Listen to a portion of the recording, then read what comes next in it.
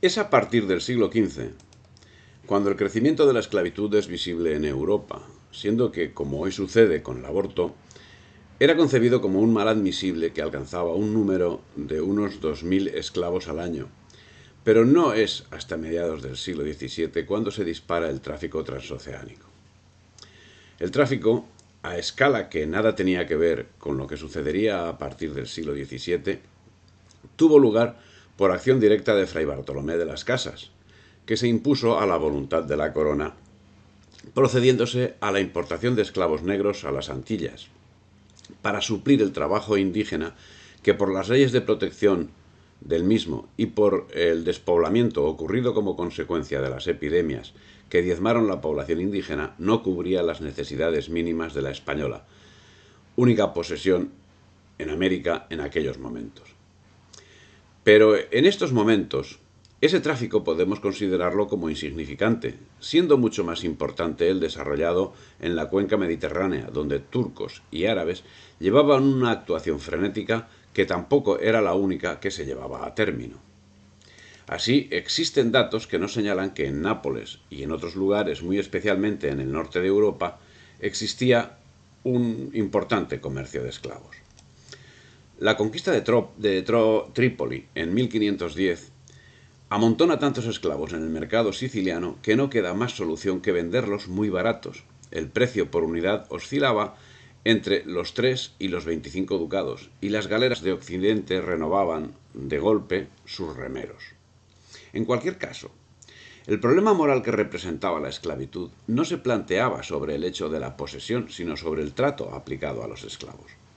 La Iglesia, muchos de cuyos representantes poseían esclavos, aconsejaba la manumisión, y la verdad es que el consejo tuvo gran predicamento en el mundo hispánico, siendo que ya Felipe II emitió una pragmática señalando la obligación de pagar impuestos que tenían los libertos. Y es que a esas alturas aproximadamente el 70% de los esclavos que habían sido introducidos en América eran libres. Los esclavos en la España americana podían comprar su libertad de forma relativamente fácil y en caso de malos tratos tenían el recurso del conocido como protector de esclavos, que acababa obligando al propietario maltratador a transferir el esclavo a otro dueño o a manumitirlo. Luego llegaría la trata europea. Ingleses, holandeses y franceses, pero también suecos y daneses, tomarían decididamente la iniciativa. Con el concurso de los reyezuelos africanos, únicos suministradores de esclavos, llevaron a cabo un traslado masivo de madera de ébano, que, si en el viaje transatlántico sufría un elevado número de bajas, que hasta 1700 se calculaba que alcanzaba a la quinta parte de los esclavos transportados, al llegar a destino estaba abocado a un trato inhumano que solo conoce parangón con el mundo árabe. Sin posibilidad de manumisión, sin derechos de ningún tipo, con un porcentaje de mujeres esclavas que dejaba sin poder cubrir las necesidades reproductivas del 70% de los valores transportados, se hacía necesario un constante aporte de nuevos esclavos para cubrir las bajas que ineludiblemente se producían. No en todas partes se daban esas características de maltrato. Así, el 21 de septiembre de 1541, Carlos I dictaba una pragmática por la que se imponía el descanso dominical y de fiestas señaladas que debía ser aplicado a toda la población. Decía, y se recoge en la recopilación de las leyes de Indias, tomo primero, ley 17, lo siguiente. Mandamos que los domingos y fiestas de guardar no trabajen los indios, ni los negros, ni mulatos, y que se dé orden que oigan todos misa y guarden las fiestas como los otros cristianos son obligados, y en ninguna ciudad, villa o lugar los ocupen en edificios ni obras públicas, imponiendo los prelados y gobernadores las penas que les pareciere convenir a los indios, negros y mulatos, y a las demás personas que se lo mandaren, lo cual se ha de entender y entienda en las fiestas que, según nuestra Santa Madre Iglesia, concilios provinciales o sinodales de cada provincia estuvieren señaladas por de precepto para los dichos indios, negros y mulatos. En cualquier caso, y como venimos señalando, la esclavitud estaba social y políticamente vigente. Si bien es cierto que su aplicación era escasa y principalmente ejercida por algunos nobles y por algunos cargos de la jerarquía eclesiástica, representando principalmente un símbolo de estatus social. Pero esa situación se nos presenta como idílica si la comparamos con el Reglamento de Esclavos de Cuba de 1842, donde ciertamente no se anula la instrucción sobre que los esclavos deben ser instruidos en la religión, y si bien marca que la misma sea en horario no laboral, es de destacar que este reglamento modifica muy a la baja los derechos que tenían los esclavos durante el periodo en que España no estaba sometida al dictado británico. El Reglamento de Esclavos de Cuba de 1842, entre otras cosas, dice: en tiempos ordinarios trabajarán los esclavos de 9 a 10 horas diarias, arreglándose el amo del modo que mejor le parezca. En los ingenios, durante la zafra o recolección, serán 16 las horas de trabajo, repartidas de manera que se les proporcionen 2 de descanso durante el día y 6 en la noche para dormir. Evidentemente, a estas alturas de la historia, se les privaba del derecho a la jornada de 8 horas y a los días de descanso que tenían adquirido desde el siglo XVI. Y también a estas alturas de la historia sucedía algo inaudito en la España anterior a la instauración del liberalismo. Siendo que desde el siglo XVIII, con la Ilustración expandiéndose de la mano de los agentes franceses que fueron tomando paulatinamente el poder, la esclavitud en la España americana ya había sufrido un sensible incremento. Con la caída de España bajo el poder británico, y siendo que Inglaterra había prohibido el tráfico transoceánico de esclavos a la altura de 1840, llegaba a Cuba del orden de 140.000 esclavos por año, el doble que a principios de siglo. Y la marcha continuó hasta 1865, siendo que en este periodo estaba sucediendo lo que nunca había ocurrido. Traficantes españoles se dedicaban al tráfico, y la regente María Cristina tenía intereses económicos directos en la trata. Finalmente había triunfado el espíritu protestante que santifica el enriquecimiento y que con Calvino eleva la usura a aspiración legítima del hombre. Lo mismo sucedía con los otros dos reductos de importación de esclavos en América, Brasil y los Estados Unidos.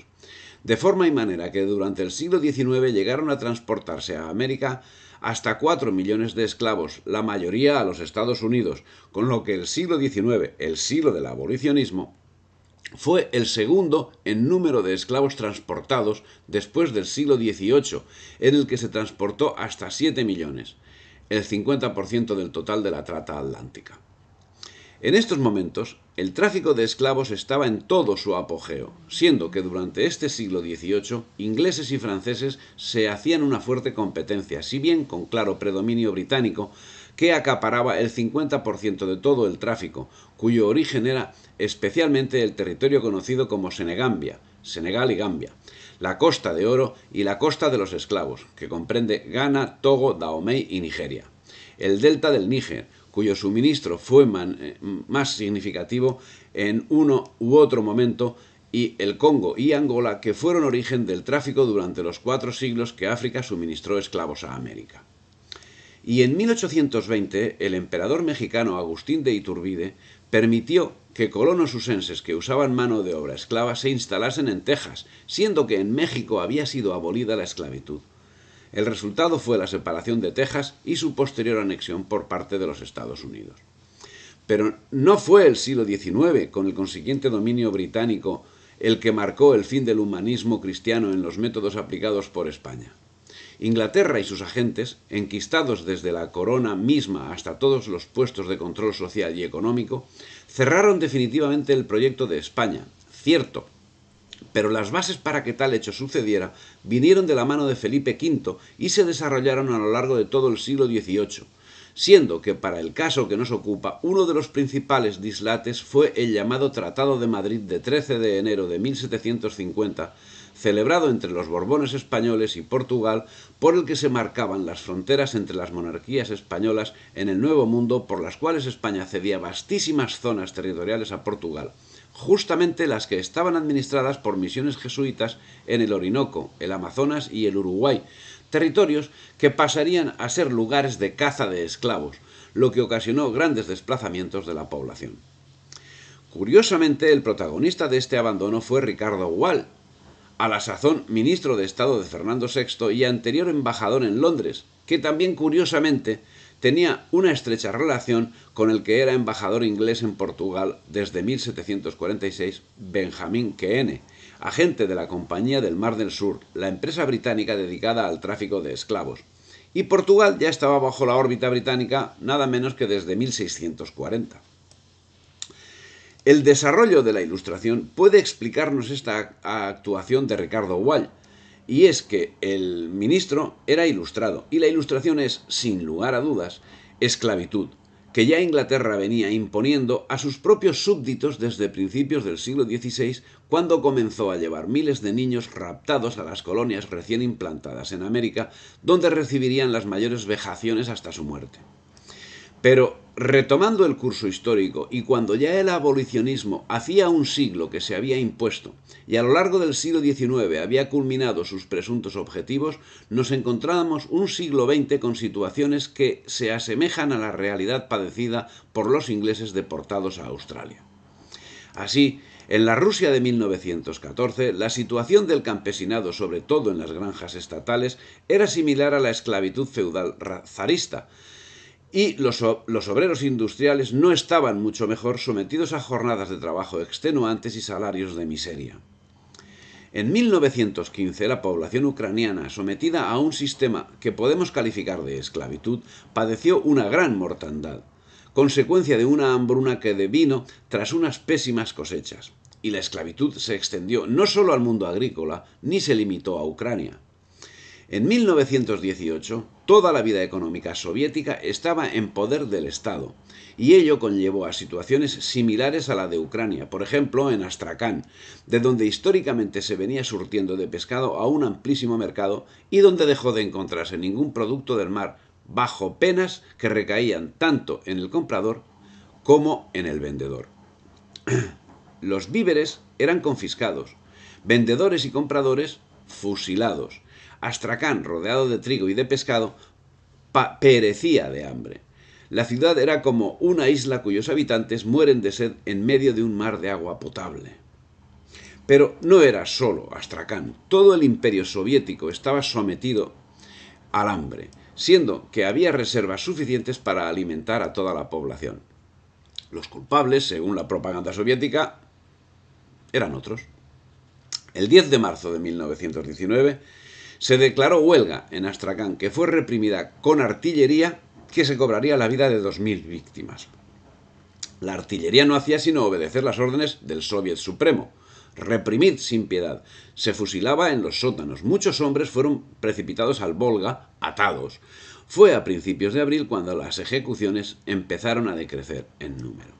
Pero si para calificar estas actuaciones de la URSS como hechos de esclavitud debemos remitirnos al nuevo concepto que de la misma impuso Inglaterra, para hablar de esclavitud como tal en la URSS debemos remitirnos a los Gulag, campos de trabajo en régimen de esclavitud con alimentación insuficiente, donde los presos tenían un día de fiesta al año, el 1 de mayo, y días de reposo parcial tales como el aniversario de la muerte de Lenin, de la Comuna de París y de la Revolución de 1917. Y asistencia médica solo cuando el reo no podía mantenerse de pie.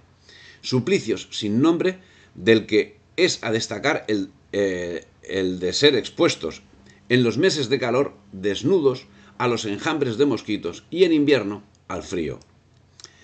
A principios de los años 20 del siglo XX ya había 70.000 prisioneros en 300 campos de concentración.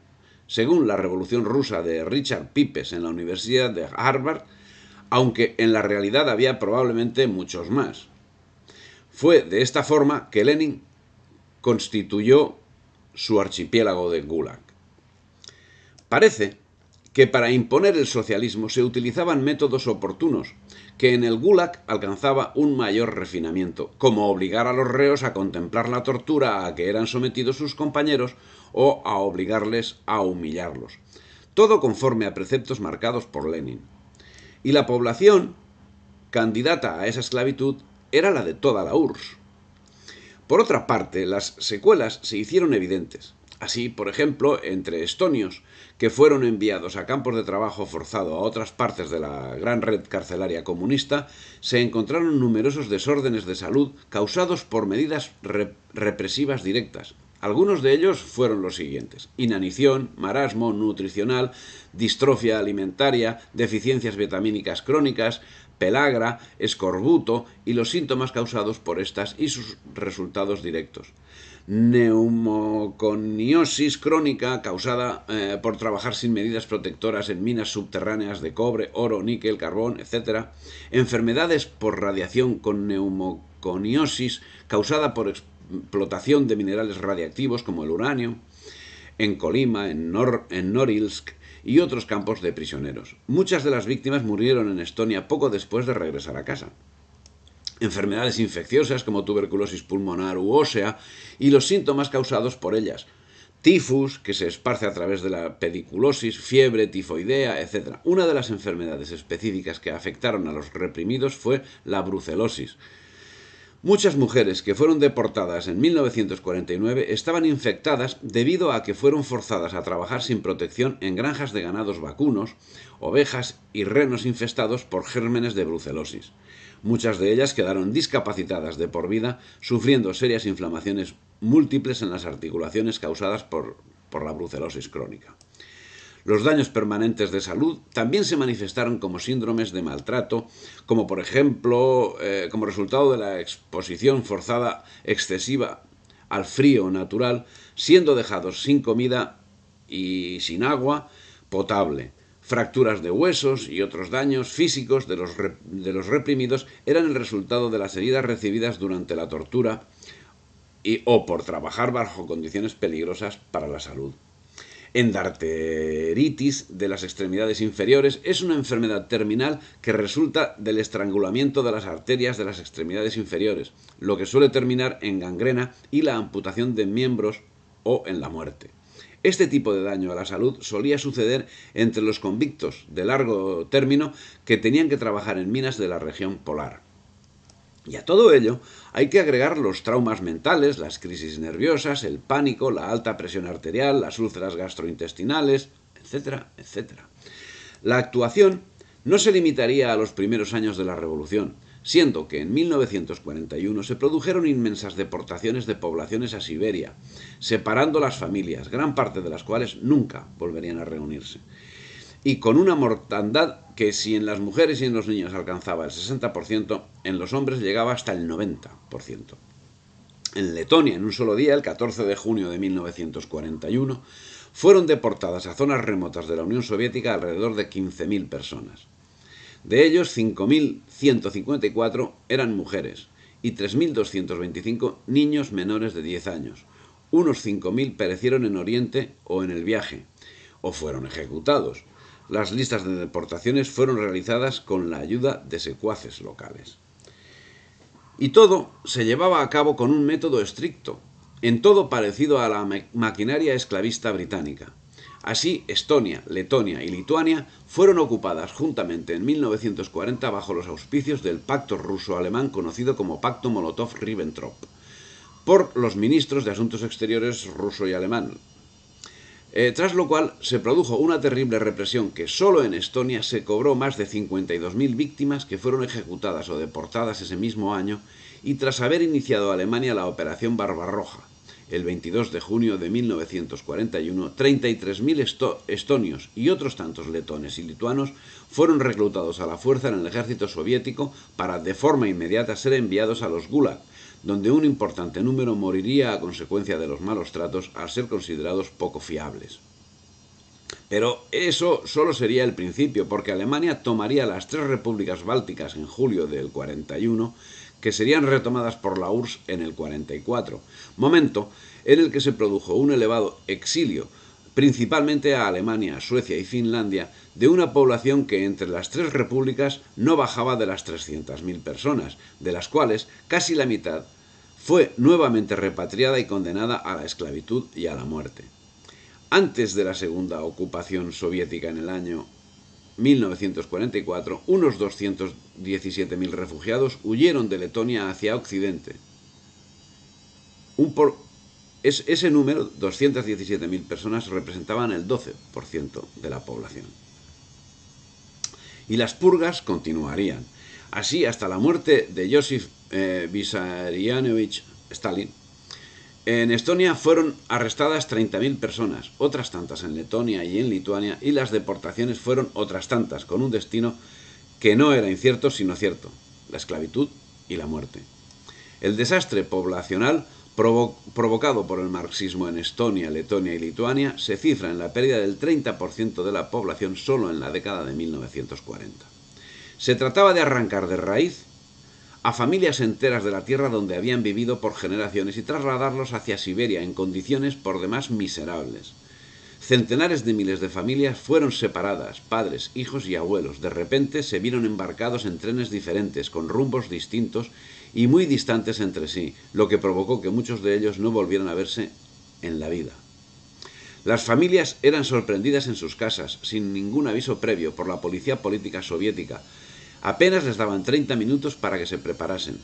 Lo tétrico es que ni siquiera fueron sometidos a esos graciosos tribunales titiritescos. Tampoco se les dijo las razones por las que eran trasladados ni al lugar donde iban. Es fácil imaginarse el pánico del que fueron objeto los deportados y la conmoción mental que debieron padecer al enterarse que no solo dejaban sus bienes y su casa, sino que además hijos y padres serían separados de por vida. El artífice de estas operaciones era Lavrenti Beria, ministro del Interior soviético entre 1942 y 1945, quien, siendo vicepresidente el 13 de marzo del 49, aprobó un nuevo plan de deportaciones que afectaron a cerca de 100.000 personas muy jóvenes entre estones, letones y lituanos, que fueron transportados a los confines de Siberia en trenes para ganado y cuya mortalidad alcanzó el 20% el primer año de exilio. Y mientras, en el otro polo, en Australia y Nueva Zelanda, Inglaterra organizaba cacerías de aborígenes, y en los Estados Unidos los negros libres padecían situaciones similares a cuando eran esclavos. Pero el proceso de Nuremberg no atendería a esas cuestiones. De todas estas personas deportadas, el 14 de junio del 41, de Letonia, 6.081, más del 39% de los deportados, murieron por las terribles condiciones de vida. De ellos, el 46,5% eran mujeres. El 27,9% eran menores de 20 años y el 15% eran niños menores de 10 años. ¿Qué dicen las revisiones de los procesos soviéticos? Después de 1930, el sistema correccional soviético contaba con prisiones, campos y colonias de trabajo de los gulag, zonas especiales abiertas y pago de multas. Las personas que eran arrestadas generalmente eran enviadas a las cárceles comunes, en tanto se hacían las investigaciones que podían demostrar su inocencia recuperando la libertad, o bien eran llevadas al Tribunal de Justicia. En caso de ser pasado al tribunal, el acusado podía ser declarado inocente y quedar en libertad, o en caso de que fuera declarado culpable, podía ser condenado a una pena de multa de prisión o, en casos más excepcionales, a la pena de muerte. Las multas podían ser un cierto porcentaje del salario durante un cierto tiempo. Los condenados a prisión podían ser enviados a diferentes tipos de cárceles dependiendo del tipo de delito cometido.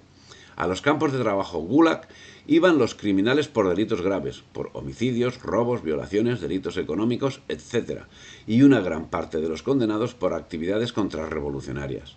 Otros delincuentes con penas superiores a 3 años podían ser también recluidos en estos campos. Después de un tiempo en un campo de trabajo, el preso podía ser trasladado a una colonia de trabajo o bien a una zona especial abierta. Los campos de trabajo eran zonas muy extensas donde los condenados vivían y trabajaban bajo gran control. Trabajar y no ser un peso para la sociedad era otra cosa evidente. Ninguna persona se lo pasaba sin trabajar. Puede ser que alguien hoy en día piense que esto es terrible, pero la realidad es así. Existían 53 campos de trabajo y 425 colonias de trabajo gulag en 1940. Estas últimas eran unidades más pequeñas que los campos de trabajo, con un régimen más liberal y con menos control. Allí iban los presos con penas de prisión más cortas. Tanto delincuentes comunes como políticos trabajaban en libertad y en las fábricas, y en la agricultura, que eran una parte de la economía de la sociedad civil. En la mayoría de los casos, el salario de esos trabajos transformaba por entero a los condenados, igualándolos a los otros trabajadores. Las zonas especiales abiertas eran generalmente zonas agrícolas donde se exiliaba a los kulakos, que habían sido expropiados durante la colectivización de las tierras. Otros condenados por penas menores o actividades contrarrevolucionarias podían también cumplir las penas en estas zonas. 450.000 y no 9 millones. Los muertos en los campos de trabajo desde 1937 a 1939 fueron cerca de 160.000. En el año 1950 había en los campos de trabajo 578.000 presos por delitos políticos. En los años 30 estaba en el sistema correccional el 2,4% de la población adulta, mientras que en Estados Unidos en 1966 el 2,8% de la población era adulta. Esto lo dice un marxista, Mario Sousa, y sigue diciendo: en lo que respecta a los campos de trabajo soviéticos, es verdad que era un régimen duro y difícil para los presos, pero debemos ver cómo es hoy la situación de las cárceles de los Estados Unidos, donde existe violencia, drogas, prostitución y esclavitud sexual. 290.000 violaciones al año entre los presos. Nadie se siente seguro en las prisiones de los Estados Unidos. Mario Sousa sigue analizando el proceso de muertos en los campos de concentración y esclavismo, señalando que existen grandes diferencias entre 1834 y 1953, y lo justifica por la falta de medicinas. Pero hay que tener bastante fe para asimilar esas afirmaciones gratuitas sin base documental, como él mismo afirma. Cuando los documentos sobre el terror bolchevique recogidos por el Buró Central del Partido Socialista Revolucionario Ruso en octubre de 1917 ordenaban lo siguiente: aniquilar al adversario y, después de reducirlo a la impotencia, aplicarle todas las represalias de una justicia sumaria. Pero en una cosa tiene razón este panegirista del régimen soviético. ¿En qué se diferencia el sistema democrático del sistema marxista? ¿Qué porcentaje de presos existe hoy en la sociedad occidental? ¿Y los suicidios? ¿Qué porcentaje de suicidios existe hoy en la sociedad del nuevo orden mundial? Pero sin duda, el más entusiasta promotor del terror rojo lo encontramos en la trascendental figura de Vladimir Ilich Lenin. No son pocas las cartas en las que Lenin recetaba el terror como un componente infalible de la revolución. En una conversación con el camarada Adaratsky, historiador marxista, Lenin, con la tranquilidad que lo peculiarizaba, señaló que el sistema consistía en fusilar a todos los que se mostraran contrarios a la revolución. Inmediatamente conminaba a todas las pseudoinstituciones revolucionarias a no hacerse ilusiones pacifistas, afirmando al mismo tiempo que no toleraría debilidades inadmisibles en quienes lo rodeaban, en un claro patrocinio de la impiedad con el adversario. Y como consecuencia, el genocidio marxista llevado a cabo sobre la población ucraniana durante la represión por hambre llevada a cabo a partir de 1924 no es sino una muestra de esa actuación. Y es que no se trata de asesinar por asesinar, sino de asesinar a los esclavos que no rinden conforme a lo esperado. Algo que posteriormente redondearía Salotsar, más conocido como Pol Pot, que en 1975 instauró en Camboya el régimen de los Jemeres Rojos. Desde 1960 venía prometiendo pasar de la tonelada de arroz por hectárea y año a 3 en breve plazo, lo que finalmente le llevó al monocultivo y a la implantación de un régimen esclavista que llegaba a aplicar hasta 18 horas de trabajo diario, dando lugar a una mortandad escandalosa y surgimiento del canibalismo. Las familias eran separadas y la autoridad paterna castigada. La educación era responsabilidad exclusiva del Ankar. Los sentimientos humanos eran despreciados y considerados un pecado de individualismo. Al intentar ayudar a una vecina, Pin Yatai, se ganó esta reprimenda: no es su deber ayudarla, al contrario, esto demuestra que todavía tiene usted piedad y sentimientos de amistad. Hay que renunciar a esos sentimientos y extirpar de su mente las inclinaciones individualistas. Bien, como en los regímenes esclavistas británicos había sucedido en el siglo XVIII, se prohibió la enseñanza y la libertad de desplazamiento. Los enfermos eran considerados una carga social y merecían morir. Y con la misma lógica, llevar gafas era un síntoma de contrarrevolucionario, como lo era la escritura o el sentimiento de pertenencia a una familia, hasta el extremo de decretar pena de muerte para la familia en la que se detectase la existencia de autoridad paterna, o para quien leyera, y hasta las manifestaciones públicas de afecto conllevaban la detención y la tortura. Entre 1975 y 1978 descendió un 30% la población de Camboya. Unos 2 millones murieron como consecuencia de la superexplotación, del hambre o por la ejecución directa. Y el sistema esclavista seguía mostrando algún anacronismo, como es el caso de Francisco Macías Nguema, que en 1975 decretó el cierre de las escuelas católicas y prohibió todo contacto con la Iglesia y ocasionó una desescolarización sin precedentes en Guinea y una esclavitud que ocasionó el exilio de un tercio de la población guineana. La deposición, que fue llevada a cabo el 3 de agosto de 1979 por su sobrino Teodoro Obiang Nguema Mbasogo, culminaría con la ejecución el 29 de septiembre de 1979. Pero Teodoro Obiang no resultó ser mejor que su tío. No en vano era el jefe de la represión durante Macías. Como presidente, Obiang continuó la tradición de consolidar el poder absoluto y de autoengrandecimiento. La radio estatal anunció en julio de 2003 que Obiang era como Dios en el cielo. Él tiene poder sobre todos los hombres y las cosas. Él puede decidir matar sin que nadie le pida cuentas y sin ir al infierno, porque es Dios mismo, con quien está en contacto permanente, quien le da la fuerza. Hoy, Teodoro Obiang es una de las personas más ricas del mundo, mientras el pueblo guineano subsiste en términos más cercanos a la esclavitud del siglo XVIII que a la del siglo XXI.